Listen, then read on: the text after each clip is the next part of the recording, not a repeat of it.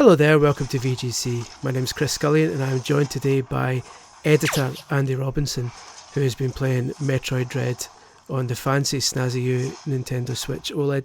Andy, hello. Hello. Yeah, so I played in the first 2 hours of the game, as you can see on the new OLED Switch, which it's the second time that I've played the OLED actually, but this is the first time that we've been able to capture it. So this is kind of among the first footage that's out there, beyond kind of people filming it in Japanese shops and stuff. I should say, if you're worried about spoilers in this video, pretty much everything here has been shown previously in trailers by Nintendo. So, I mean, this cutscene, for example, which was in a trailer before everyone thought was hugely spoilerific, is literally the opening of the game. Well, that's good. So it's not so bad. Yeah, because I've been kind of deliberately avoiding as much as I can, knowing that this is one of these games. It does. I do get the impression that maybe they've not shown as much as we thought, because pretty much, as I said, like as I was playing the first couple of hours of the game, you just found yourself encountering all of the footage and trailers and stuff that they've already shown. So, I mean, hopefully that suggests that there's still a lot more secrets to come. Either that or the whole game's just 3 hours long. So basically, it's the game, if you don't know, is set straight after Metroid Fusion, which was the last new 2D installment. And Samus has kind of been sent to this planet to kind of investigate these robots that were dispatched to search for the X-Parasite. I don't know if you remember that from Fusion, which was kind of the main, enemy, but the main mission was to kind of get rid of that parasite. And the robots have kind of gone missing in action. So Samus is kind of dispatched. They're called the EMI robots. Don't ask me what that stands for. And the planet is ZDR. I mean, as you can see from the footage already, it's the biggest takeaway from me is just how cinematic the game is. I mean, obviously, Mercury Steam, the developer of this game, they worked on Samus Returns for 3DS. But obviously, they were working within the limitations of pretty aging hardware by that point. And it feels like a really natural like coming together of the Prime games and the traditional 2D games. It looks fantastic when the camera kind of zooms in for various cutscenes or action moments. Yeah, and it's really impressive. The core kind of new idea of these EMI robots, which you can see here, Samus kind of evading, they're kind of the gatekeepers of all of the unlockables in the game. Okay. And it kind of turns into a stealth section where the doors are marked. Where they're lurking on the map, it's clearly marked when you're entering their area, and you can hear that beeping, and they kind of hunt you down. And that feels like, I mean, in my early impressions, it feels like a really nice twist, like in terms of the structure of the game. Yeah. And it is genuinely good fun to like evade them and stuff. And some of them have got different abilities, like the I Fought 2 and the green one can kind of climb through gaps. So this is the first one you encounter in the game. So basically, they're indestructible. So I've just killed this mini boss here, and that kind of gives you the temporary this temporary beam ability that you can use to take them out. So the idea is obviously you're going to have to evade them, kind of get to wherever the mini boss is, and then you can finally use this special ability to destroy them.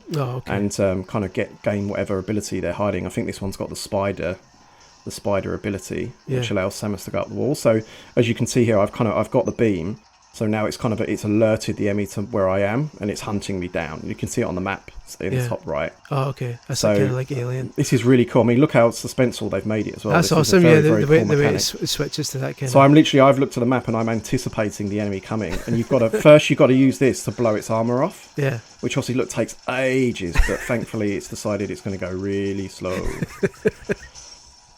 And then now awesome. you've got this one charge shot that you've got to nail. I've missed it.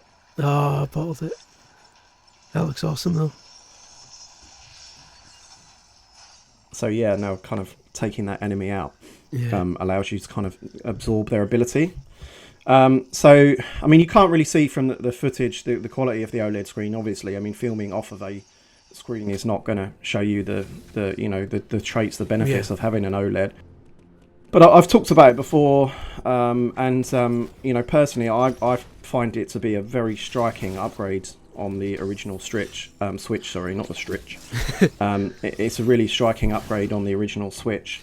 I was just going to say, based on the footage that's been shown just now, I can see they've they've kept a lot of the stuff from Samus Returns that I liked, like the fact you can aim in all directions now, and that kind of the parry system and stuff like that. The game really flows really well. Yeah. Like it almost feels like Doom in its kind of like merging of mechanics. Yeah, just you constantly have to like in order to.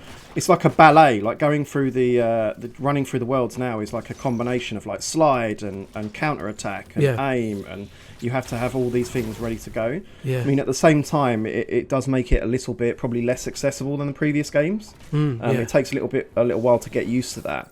Yeah. You'll constantly be like running into things and being like, oh, I should have, slid there, and I should have countered the enemy there. But once you nail it, it feels great. Yeah, really satisfying. Just like, as you say, just like Samus Returns. Yeah, it feels almost then kind of like the perfect kind of launch game, as it were, for the OLED, because the OLED, obviously that screen would appeal more to the kind of, I don't want to say hardcore because I hate that phrase, but certainly the more kind of dedicated. From a marketing point of view, it's definitely a good sale, because these are the guys who are going to buy it, right? The hardcore players. But I have to say, I mean, I've played a couple of games on the OLED now in the previous preview, and even though this looks great, the best ones you can imagine, like stuff like Mario Odyssey, Mario Kart 8, because of how OLED screens work, popping the colours, popping the blacks. Yeah. Something like Mario Kart 8 Deluxe looks absolutely beautiful on this Switch. And I got a little bit of stick on my preview for how much I really was impressed by the OLED, because essentially a lot of people are disappointed with it, right? Because the hardware inside is the same. However, for portable players, and I should emphasise that, because if you're playing on a TV, it's not really going to feel any different from the Switch at all. Yeah. But for portable players, it's a big upgrade. Yeah. I mean, you can see in my footage the screen's larger. You won't really kind of be able to appreciate the improvement in the quality until you see it in person. Yeah. But I'd honestly be surprised that if you're a keen Switch player who plays most of their games portably, I would be surprised if you play one of these things and you don't want to buy it. Yeah, it's that much of a difference, yeah. I mean, even the build quality as well is just nicer. Like the back of the machine's nice. Well, that's the thing. I mean, that's almost one of the things I'm most excited about. My kind of launch one is just falling apart now. It's got a crack in it. I mean, it definitely, just from a design point of view, it definitely feels like an upgrade. It feels like a premium version. Yeah. If this had like 4K and stuff, then you'd be quite happy with the aesthetic of this thing. But as it stands, it's very much a portable player's upgrade. Well, there we go. That is Metroid Dread. It's looking fantastic. It's looking superb, and the OLED also is looking fantastic. I can't wait to play more. I really enjoyed it. Same. I've got it kind of pre-ordered day one. That's definitely my next big game. I can't wait. So yeah, anyway, thanks for watching, guys. Please do visit videogameschronicle.com for all your gaming goodness. Please do like and subscribe us on YouTube and all the kind of stuff you're supposed to do. And otherwise, we'll catch you with a full review for this at some point in the future. Thanks.